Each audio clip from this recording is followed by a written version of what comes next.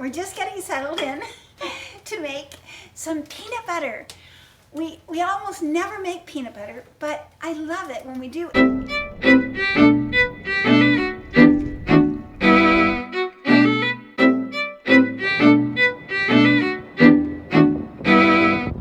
I mean, everybody knows how to make peanut butter, but I just thought it'd be a fun thing to do with you. My favorite part about making peanut butter by the wood stove is that once I get a lot of shells, I throw them into the wood stove and they turn into the most amazing flames.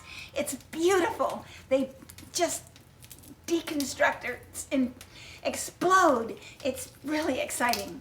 So if I do this really fast, we'll be able to see it happen. In the meantime, we can talk about just about anything we like. We could talk about all the things you're not allowed to talk about at the dinner table, right? At the dinner table, they say you can never talk about religion or politics or anything important, actually. Only lightweight things like the weather. So it's so much fun when you're not eating and no one's going to get an upset tummy about hearing something they don't want to listen to. And we can just have so much fun talking about all kinds of subjects. Like, we could talk about morality. Wow, like, is it subject to the times and the fashion of the times? Or is it rooted in something deeper and more eternal? That's one subject we could talk about someday when we're making peanut butter. Or we could talk about politics and all the things that are going on around the world and right here in our own homeland. And that's really a delicate subject in America these days. So maybe it's not even good enough for peanuts.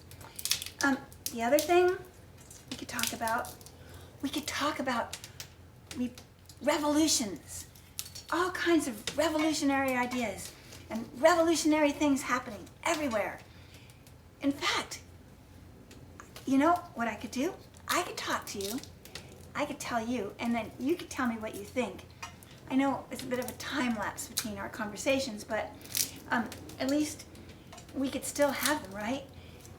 So I'll have my part of the conversation, then you can ask me questions, or you can give me other ideas, and we can have a discussion like that. And I'll just get out the peanuts again and listen to your ideas. Okay, so here's my idea about more like, yes, revolution. All right, have you ever heard the word mutiny? The definition is an uprising. Imagine that, uprising against outmoded law. And I thought, what an elegant thing to do. We must always rise up against outmoded law, of course. It's right that we move forward and progress into the right form of law. And guess what? I don't know how this was shown to me, but it was such a perfect thing for me to hear. Shakespeare said mutiny only once. And I don't know whether it was in a play or what it was, where he wrote it. But it said, it was talking to somebody, and he said, "Ye must have mutiny within yourself." I thought, oh my gosh, that is really where it happens. That's where the uprising happens, is within our own hearts. We have to get, you know how when you have a new idea, you know what? I'm going to move you a little closer because I feel like we need to be face to face for a discussion like this, don't you think? Here, it'll be really great for you to be right here with me whilst we talk about this very important idea. It's a little bit better, but I think we could be even closer. But you're close enough now that I can actually pull you right over here. How's that? It's a little bit better than reaching across the room to you. Let's see, where were we? Oh, we were talking about this idea of mutiny. And I realized it was a much bigger word than I had ever thought of before after I heard what Shakespeare had said. Ye must have mutiny within yourselves. I thought, that's really true. Whenever we want to grow forward, whenever we want to progress, there are all these little voices that aren't legitimate, that try to come as our own voice, or our mother's voice, or our spouse's voice, or our best friend's, or our smartest friend's voice. And they always are, not always, but sometimes they can be trying to hold us back. The worst voice is when it sounds like it's our voice. And we say things like, oh, I can't do that new idea because that's just not me. Or, oh, I would never be able to I would never like that. Or I would never be able to do that. Or, I don't want to do that. And there are all these willful little wily sayings coming into our thought that have nothing to do with what's right. So in order to progress, to rise beyond outmoded ways of thinking, is to have a little skirmish within our own selves, like an argument for the right, and the listening always, and then taking a stand and going right out there to the front of thought and making it happen. So that was a really exciting thing. It kind of changed my whole idea of how to watch my own thinking, really.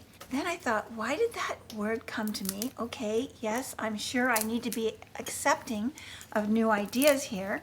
And I thought, mutiny.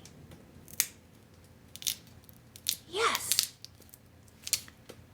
This could be a place, a location for a mutiny. And then another mutiny, meaning an uprising against outmoded law. A place where people meet and come up with new ideas, fresh visions, fresh inspirations, and cast away all the old ones with no effort at all, just dismissing it and moving forward into this new thought. And I felt like, oh, the world could use something like that, right? We all could. No matter where we are, we could always lose some old, outmoded ways and move on and accept the new, just like children, or like flowers turning to the sunlight, or like animals, how they just seem to smell the wind and follow the scent and find their treasure. So I thought a little bit further. Thought, it seems a little reckless, doesn't it? To most people, mutiny sounds a little maybe cavalier or strong. So I listened, and I wasn't thinking hard. I was just not thinking at all, really. I think I was just wondering. And in stillness, and another word popped into my head that I have never used, ever. And it was forum. I thought of the Roman Forum. I thought of a forum for a debate. I thought of all kinds of places where the idea of a forum is the idea of orderly and sharing and respectful, and a place to exchange ideas and inventions and intentions and just wonderful discoveries. And nobody, it gives you a chance to speak your mind, say what you think, and then open the platform for discussion. So that's what a forum seemed to me. So I put the two words together, and this new sound came out called Mutiny Forum. Mutiny Forum, I thought. That's it. That's what Yankee could be. She could be the Mutiny Forum. And if it works in New York, it could work all over the world, in every place where there's an old ship that needs to be loved and needs to have an important place to give and to change people's old ways and look at the new. Every city needs it. Every city has a waterway, almost. Every major city, right? They're originally built on waterways, and for the most part. So there are many cities in the world that are either on an island or a major waterway passes through. And I thought, there's something about it being on a ship, you know. I mean, it could be in a building, and it could be in a building, but I just thought, what is it about a ship? I always notice that when people come on board Yankee, they feel kind of, I don't know, like children, or like we've stepped aboard this ship and we're ready for anything. So I thought, if there's something about opening up the thought when you take your foot and take it off of the land that seems so substantial and put it onto the ship that seems so, I don't know, well, like you have to get a new pair of sea legs when you go on board a ship, right? So that's what I thought is so exciting about it being on a ship. And I thought, we could have Yankee be Mutiny Forum in New York for all the world to come and have meetings here. It could be businesses, it could be technology inventions, it could be governments, it could be new ideas for anything, new developments, merges, thought-provoking meetings, quietude, places where people could think and work and design and imagine and open and become anew, right? That's what could happen here. This is the last peanut, I promise. I know it's like eating peanuts. Shelling peanuts is like eating peanuts. You don't want to stop. But I'm just going to show you what fun it is to see it get tossed into the flames, okay? Okay, here we go. Ready?